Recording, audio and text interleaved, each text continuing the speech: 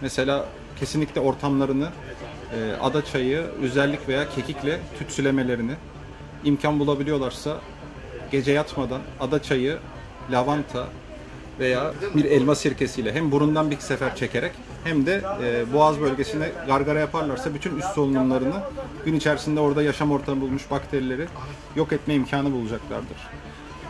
Kış çaylarının da olmazsa olmazlarını sayarsak bir kere bu işin başını her zaman için ıhlamur ve ada çayı çeker. Ihlamur ve ada çayı ile beraber toplumda en karşılık bulmuş bitkiler hatmi, papatya, tarçın, özellikle zencefil, zerdeçal, karanfil. Bu bitkilerin damak zevkine göre kişiler kendileri böyle cüzi oranlarda toplum arasında tutam dediğimiz birer tutam çok yüksek kaynama görmeden özellikle kaynamış suyun içerisinde belli bir süre demlendirerek kendi kış çaylarını kendileri yapabilirler.